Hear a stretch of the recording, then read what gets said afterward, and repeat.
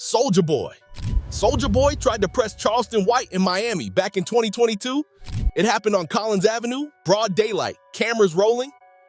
Soulja pulled up with about 10 guys, all talking heavy, thinking Charleston would fold. But Charleston isn't built for silence. Before anyone could throw a punch, he reached in his pocket, pulled out mace, and sprayed the whole crew. This moment, as embarrassing as it was, definitely went viral. Video footage were promptly shared, Soulja's face burning, people yelling they can't see, Charleston walking off laughing.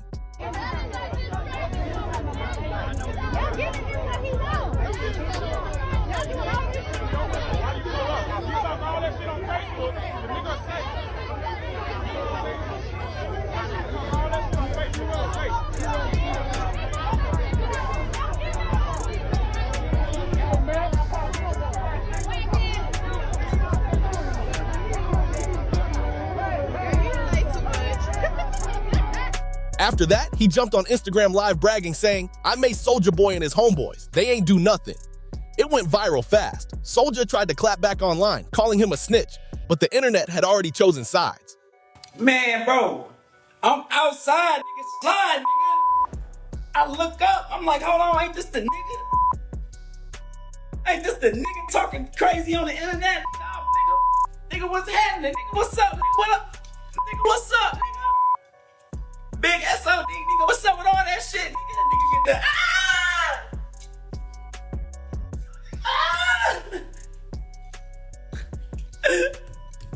oh god! Hey, nigga, get the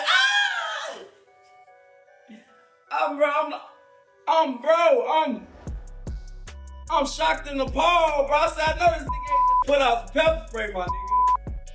Charleston turned it into content, interviews, live streams, short clips, calling Soulja a clout chaser who finally got reality checked. That one moment turned him from an internet loudmouth to a trending name nationwide. People might not agree with his methods, but that mace can become part of his brand.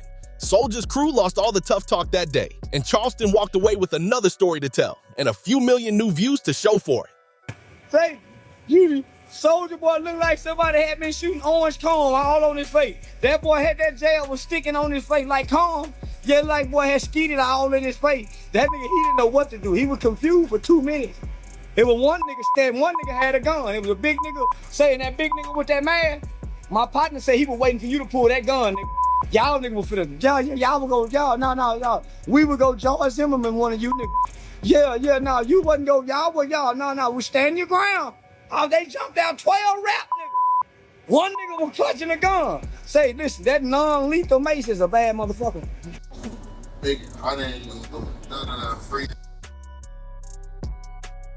Boosie Badazz.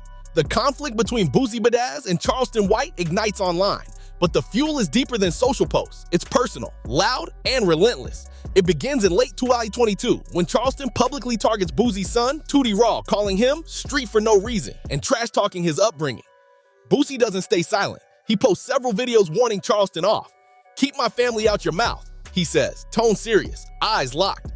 What follows is a multi-week barrage of live streams, IG rants, and meme clips. Charleston pivots the feud beyond family insults and frames it as a broader commentary. He says Boosie glorifies street life while ignoring fatherhood. He claims responsibility for getting Tootie Raw arrested. "I sent his pic to the DPS," he says. Then when Boosie is arrested in mid-2023 for firearm charges, Charleston drops a celebratory live stream. "God don't miss," he declares.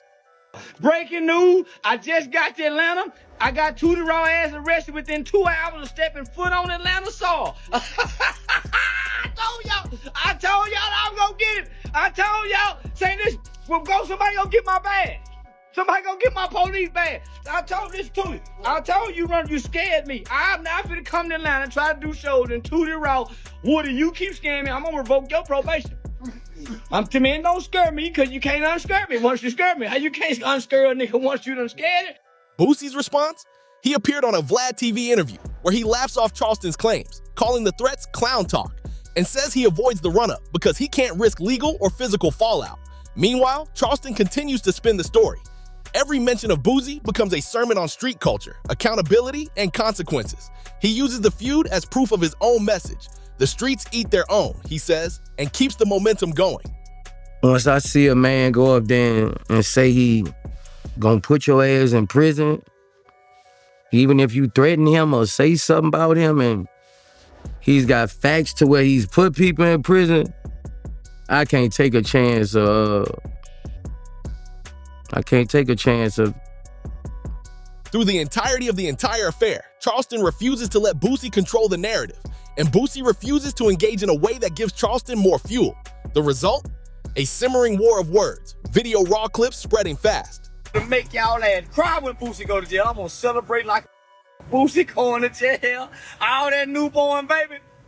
Boosie won't get to see that newborn baby till that baby be walking and talking.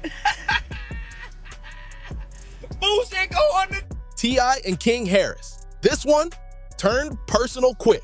Charleston started by clowning King Harris and Boosie's son together, calling them fake gangsters raised in mansions. King fired back online, posting videos saying Charleston wouldn't talk that way in person. T.I. stepped in to defend his son, threatening to handle it if Charleston kept mentioning King's name. Charleston saw that as an invitation. He recorded lives mocking both of them, telling T.I. he failed as a father, calling King the softest gangster on Instagram. Like my nigga. I don't have no gang. I ain't in no gang. I got family. I got motherfuckers who willing to risk their lives and freedom to die by me and mine. You hear me? Well, don't fucking play with me, man. Don't fucking play with my motherfucking child, nigga. Ever, nigga. It became internet chaos. T.I. tried calling him to squash it privately, but Charleston leaked parts of the conversation, saying, "You can't raise a thug with cable TV." Clips flooded YouTube and blogs. Everyone picked sides. Then King got arrested months later for a minor incident, and Charleston immediately went live again. Even people who hated him had to admit he predicted it.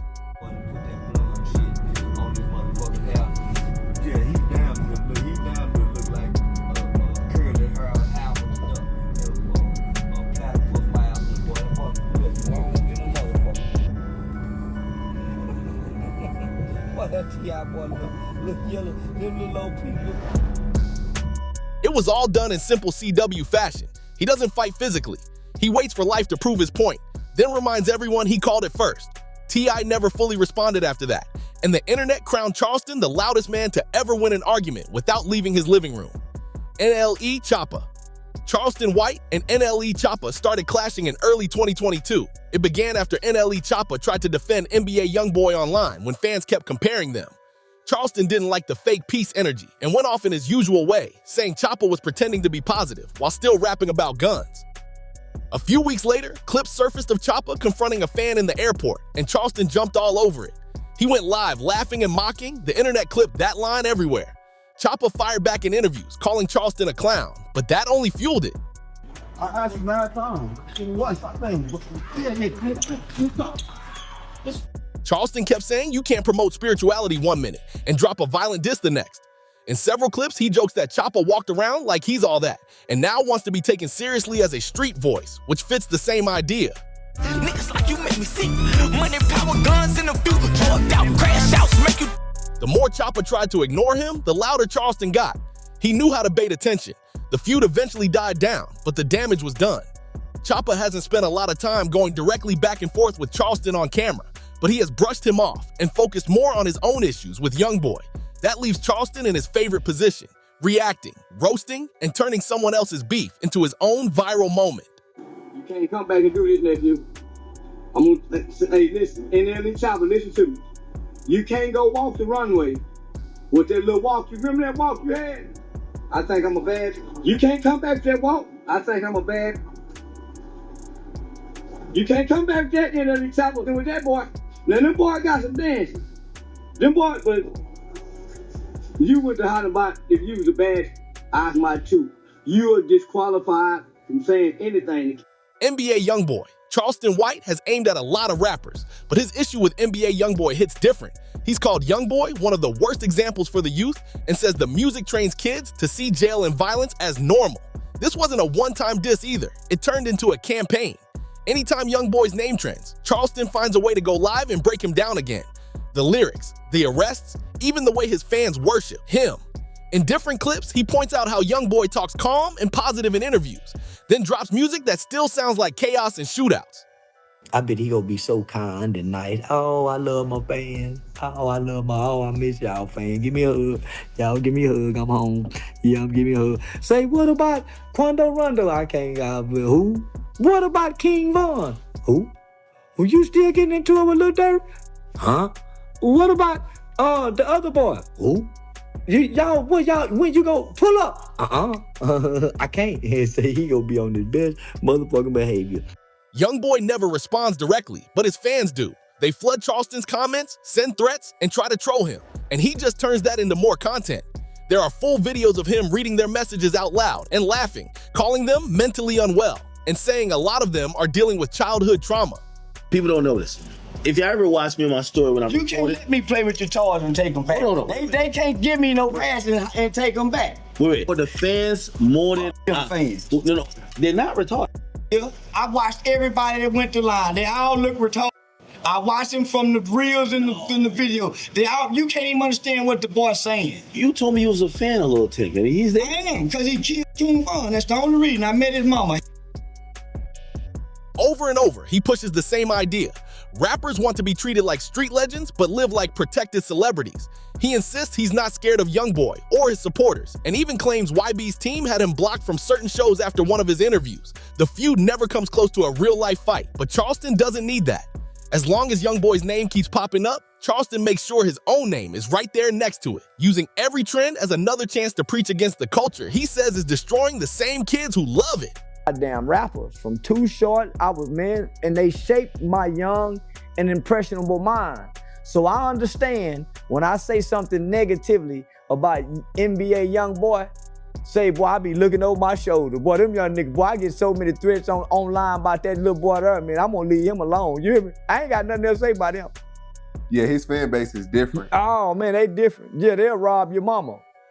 Yeah, they'll rob your mama and hang your dog on the back porch and then come back and shoot up your house with 7 Dracos. So I'm gonna leave them boys alone. 21. Savage 21. Savage didn't start with Charleston White directly. He just dropped a line that poked him. On Drake's Her Loss album, 21 rapped, "I ain't Charleston White knucka. I'll never mace them," flipping the Soulja Boy incident into a punchline. It sounded like a quick bar, but it landed. Blogs and pages immediately pointed out he was dissing Charleston by name.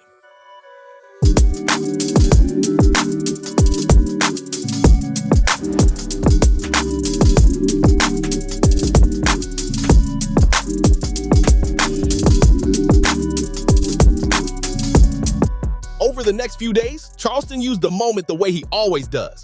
He talked about it on multiple streams, joked that being mentioned on a Drake record made him part of hip-hop history, and used it to re-explain why he carries mace in the first place. Fans clipped his reactions and flooded comment sections with jokes about how 21's lyric officially put him in the same conversation as mainstream rappers. Man, London niggas is weenies compared to us. The London nigga don't know how to shoot no switch. Man, proper sound. They had to fight everybody on the block just to prove he ain't. A London rapper comes to any hood in America would probably be 21 Savages from London, right? He might give down about 21 Savage being from London. 21 Savage ain't known for putting in no work, doing no dirt, shooting up himself. Don't come telling me about no rapping nigga who crew is tough. I'm out here by myself, walking up on by myself, but no, I ain't got no crew. 21 didn't run to the internet with a long back and forth, but he has commented on Charleston before, brushing off the energy in short clips and interviews. Meanwhile, Charleston kept using his name when it made sense, folding 21 into his bigger narrative about rappers, violence, and image. The situation never turned into a full scorched earth war like Charleston has with other people, but that one line was enough to link their names together anytime fans talk about 3 a.m. on Glenwood and the Mace Bar. Yeah, he says, I ain't Charleston White, I'll never mace them. Yeah, but then he was saying something about he not go mace his artists too. So I caught caught what he was saying, homie. Very clever line. Yeah, that was hard. I'm telling you, he intrigued me with it. He intrigued me. So by him intriguing me, I went and looked him up. He caught my interest when I looked him up. Cause you can intrigue me, homie, and not catch my interest. You intrigued me. I said, oh man, that was stupid. And I dismiss you. Well, when I went and started, I couldn't dismiss him. Based on what I saw and what he's accomplished, I couldn't dismiss the guy. So I went and listened to his lyrics. And I said, yeah, man, you know, he got the violence. You can tell this guy, this kid. Drakeo the Ruler. When Charleston White talked about Drakeo the Ruler, it wasn't beef. It was commentary that turned into backlash. After Drakeo was stabbed backstage at a Los Angeles festival in 2021, Charleston went live saying the industry would mourn him for 2 weeks, then copy his lyrics. People thought he was being cold, but that clip spread fast. He used Drakeo's death to argue that street rap celebrates danger until it wins.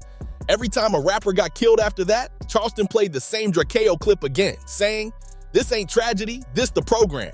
One rap event where people ain't gonna die and get shot. Everybody knows that when you come to the rap events. That's why some people say, hey, we don't even want y'all events over here. That's why some people say, hey, matter of fact, if y'all do have an event over here, we need you guys to have a $10 million insurance and bonding policy, because you guys are gonna tear up something and there may be some lives lost and there's gonna be some weapons snuck into the place. This is already anticipated at every rap venue. It's not anticipated at the pop culture. It's not anticipated at Travis Scott event. That's why didn't nobody die gunshots wound. They was trampled and some freak accident. He never attacked Drakeo personally. He used him as proof that fame doesn't cancel risk. The more fans cursed him out, the more he talked. By 2023, the name Drakeo became a shorthand in Charleston's rants for every rapper who died living the lyrics he recorded. He didn't apologize once. That was his point, to make people angry enough to listen. The institution of hip-hop. Nah, I hate rappers. Most of them fake. Most of them ain't the niggas. They on the microphone talking, they too. Most of them, if they go to their neighborhood, they a hoe-ass nigga. Somebody tell them to be quiet, nigga. Right. So I hate them niggas, homie, because they ain't what they say they is. But wouldn't you say that's a part of entertainment, period? Nobody is who they portray to be once they get on in front of these lights. Then let us know that. The rappers used to let us know that. Yeah, they used to let us know. Kevin Gates. In 2022, Charleston White turned his attention toward Kevin Gates after catching a clip of Gates speaking publicly about his trauma, spirituality, and personal evolution. Charleston posted a video where he said Gates was acting strange and confusing people with that sex talk mixed with God talk. That clip began circulating quickly across social media channels. Me too. Already, man, you stop listening to Kevin Gates. Kevin Gates done got too metrosexual. The nigga eyebrows arched. His skin too pretty. He ain't got no bumps on his face. He ain't got no scars on his nothing. Yeah, go back and listen to Pimp C and Tupac. What make you beautiful, bro? Gates, who has openly discussed depression, suicidal ideation, and a spiritual awakening in interviews, for example, in a 2022 Big Facts session, didn't respond with insults or an online beef. Instead, he addressed the situation calmly. In a public video, he told Charleston, "You say Kevin Gates been acting strange. Maybe I'm operating outside of your understanding, brother, because I don't have anything against you." I'm only really talking to one person. You say Kevin Gates been acting strange.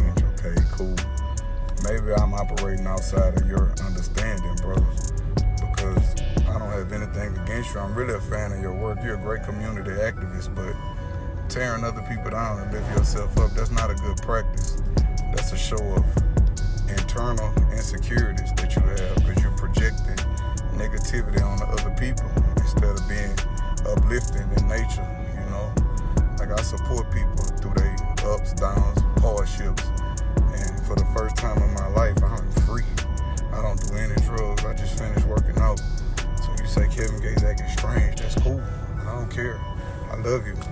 I don't have any security. I only fear Allah, and I'm fully prepared for death. The most beautiful thing ever. Death is the truth of the truth. I love you, bro. That unexpected reaction shifted the narrative. The rapper's measured reply pulled some of the wind out of Charleston's aggressive commentary. With the spotlight now shared differently, Charleston returned about a week later with a live stream acknowledgement.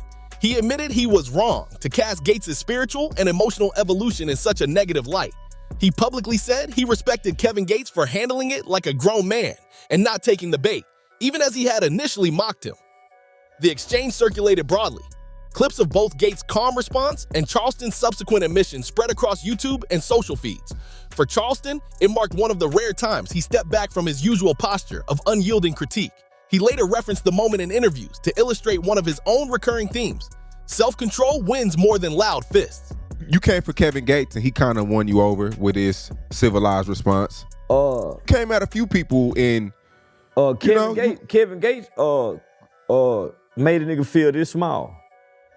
Yeah, his response made a nigga feel that small. Because I wasn't expecting that kind of response. You know, I'm still thinking it's the Kevin Gates that kicked that woman when he was on stage. Yeah, nah, nigga, I'm still thinking it's that kind of nigga.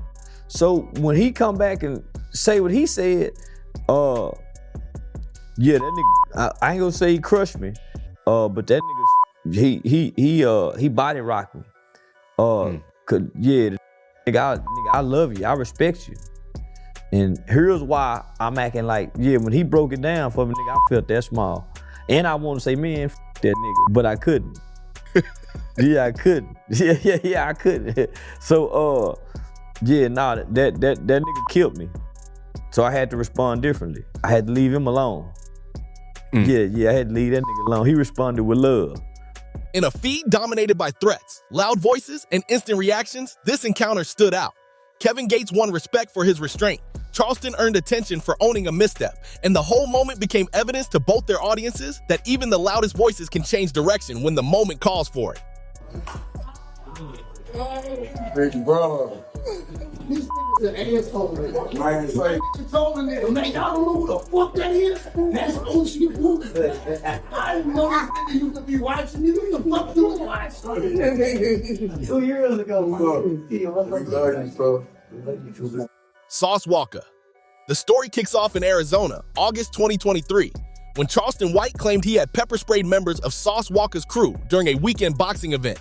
According to Charleston, he was walking near the venue entrance, encountered a group affiliated with Sauce's label, The Sauce Factory, TSF, and after verbal sparring, he pulled out mace, sprayed them, and walked off laughing. In a clip that spread quickly, White says, "I just maced the whole TSF crew, Sauce Walker, and all them niggas." He added he came by myself, no security, and checked every rapper that got in my face. The statement alone drew wide attention, especially with the words checked and maced together in a viral hip-hop subculture context. The TSF, the titty, sissy, just got they mace too. I'm going mace crazy in the random fucker. I just maced the whole TSF crew, Sauce Walker and all of them. Sauce Walker responded the next day on Instagram. Instead of an angry retort, he went with a blend of humor and respect. "Stop fucking with that, man," he said, referring to Charleston. He admitted that some of his friends were indeed involved, but clarified they were not TSF official. That nuance didn't quiet the noise. It made the narrative bigger. Phoenix, I love y'all, man. We had an incredible weekend, incredible night last night. The fight was great. We lived with the knockout. We're gonna speak on Charleston White real quick. Let me clear the air, tell y'all the real. First and foremost, y'all better leave that nigga Charleston White alone, man. Stop fucking with that man, Batman. Stop fucking with the Joker. That nigga Batman and Joker put together, that's the maddest man on earth. I like him.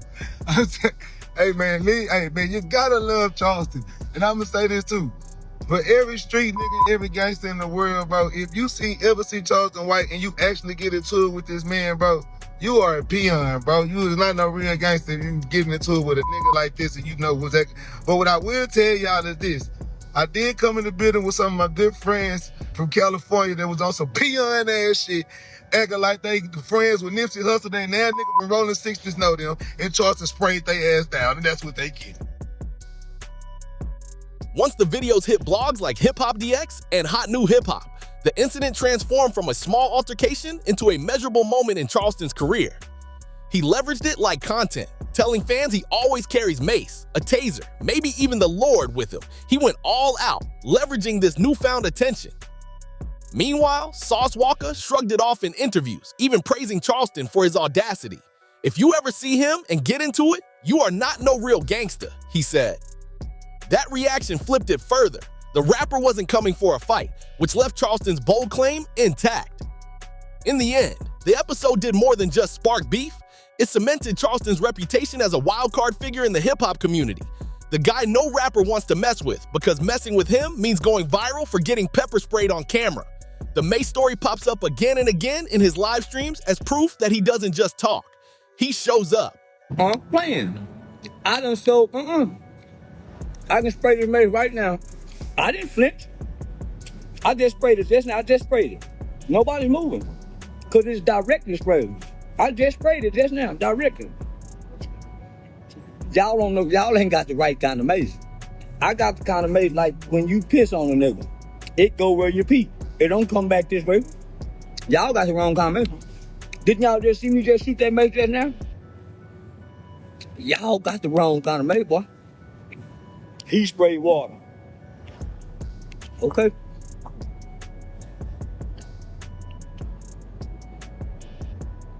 Motherfucker think I'm gonna go to an open crowd with a bunch of gangbangers in the crowd with water.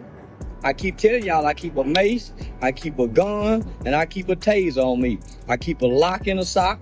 I got a rock I can throw at a nigga. I got a bunch of weapons. I don't, nigga, you put your motherfucking hands on me and we ain't got gloves, you don't get the dick. 600 Breezy. 600 Breezy actually confronted Charleston White in person after Charleston went viral for talking about King Von. The video's online. Breezy standing there, calm but serious, telling him he needed to stop disrespecting the dead. Most people expected Charleston to back down. He didn't. Crib, plug, TD, BD, white folk, rap, or whoever against your people, my nigga, we against it.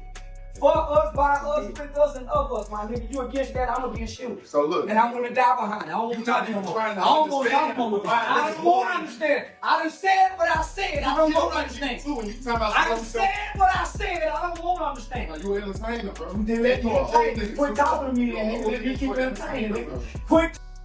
He started explaining himself right there on the sidewalk, saying he was talking about behavior, not hating Von personally. You can see Breezy nodding, but not agreeing. Afterward, both men posted their own versions. Breezy said Charleston was scared. Charleston said he stood 10 toes. That clip turned into proof that he really moves like he talks. No security, just mouth and mace. Later that week, he went live claiming Breezy came to talk, not fight. Whether that's true or not, it killed the myth that Charleston only talks behind screens. The internet saw a street rapper known for violence and a 50-year-old activist sharing space with no punches thrown, and Charleston still left with the final word online. Was like, oh, you should have did this to him, you should have did this, you should have did this. Like, I didn't know he said half the shit, but that's just like somebody saying, like, you know, people, grandmas and granddaddies sit at home and talk shit about us all day. So that's like somebody saying, like, oh, you just seen my grandma and she said, fuck your dick. What's your problem with Chicago? It ain't dawning on me what's going on. You know, I'm shit, nigga. Well, my problem is the nigga don't online with that Chicago shit. I ain't got no problem with a nigga online representing Chicago. But what's your problem with King Von? Nigga, I got a problem with this nigga kill nigga.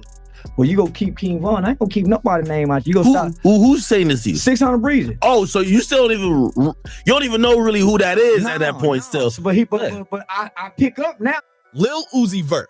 When Charleston started talking about Lil Uzi Vert, it wasn't beef. It was a rant that went viral for how wild it sounded. He saw a video of Uzi performing in a crop jacket with pink hair and called it devil worship on tour. He said rappers like Uzi were confusing kids, and those lines spread like wildfire. Uzi Vert and Young Jeezy saying, man, I got a girl, but my daughter is whatever. Wait, what? Man, they say they kids are gender fluid. Who? Jeezy and Uzi Vert. No, not Jeezy. Jeezy's the gangster. Well, he got a baby with he went across the railroad track. Well, he got that Asian chick though, right? He went across the railroad track. Clips from his lives flooded TikTok with the caption, Charleston White on Uzi Vert again. Uzi never answered publicly, but his fans did, flooding comments with emojis and trolling Charleston's age and looks. That only made him talk more. He said, if Uzi not the devil, why he dressing like one? And doubled down in multiple interviews. For weeks, his comments were used as memes, sound bites. Even radio shows discussed it. The more outrage, the more attention he got. By the end of it, Charleston didn't need Uzi to reply. He'd already inserted himself into the conversation about gender, image, and rap just by yelling from his phone. Hand to God, I ain't never heard a Uzi Vert song that I can say that's Uzi Vert, but I know he a sissified looking nigga that put fingernail polish on his motherfucking nails and wear dresses. How he gonna talk about something, nigga? Most shoot niggas, man, come on, homie. They ain't never witnessed no killing to say what they would or won't do. Whack 100 spoke on it. Whack 100 in Game is the best of friends, and Game is a known, proven pedophile child molester. So we go embrace the child molesters, right? And say, okay, that kid done something. How old is he now? About 20? He's 19. 19, 20? Yeah. Okay. He ain't done nothing since he been an adult. It's a whole lot of niggas got booted with their boy cousins and they was boys. And somebody caught them getting booted and had to tell them boys don't get booted. Mo3 and Young Dolph. Charleston White talks about Mo3 and Young Dolph so often, you'd think he knew them personally, after both men were killed. Mo3 in Dallas 2020 and Dolph in Memphis 2021, he turned their names into examples. On Live, he said, y'all cry when they die, but ignore what they preached while alive. Those clips are everywhere. Dallas fans got mad since Mo3 was local, but Charleston didn't pull back. I was saddened, and I couldn't figure out why.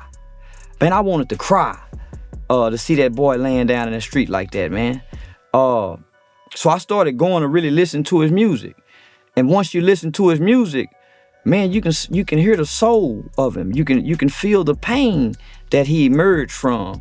You can hear the resent. He claimed he'd warned people years earlier that Mo3's beefs were getting too public. When Dolph's case hit headlines, he said the same thing, calling it the curse of loving the streets after you've made it. People said he was insensitive. He said he was honest. He repeated those names so many times that Mo3 and Dolph became part of his script anytime another rapper died. Blogs reposted every clip because it always got views. The old man calling out patterns no one wants to admit.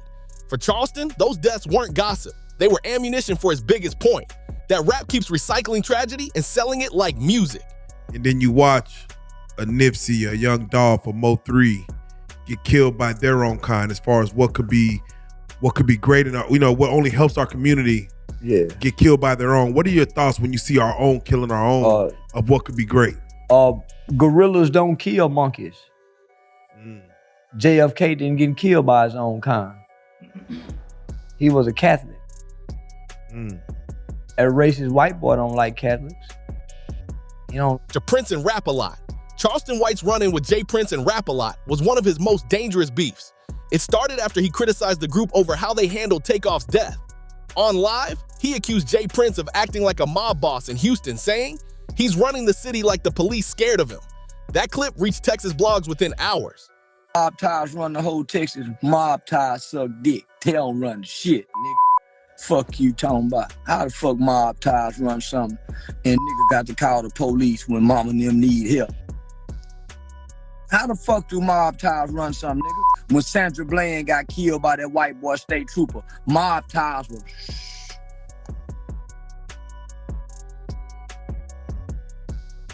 every time the police kill a nigga, here go mob ties.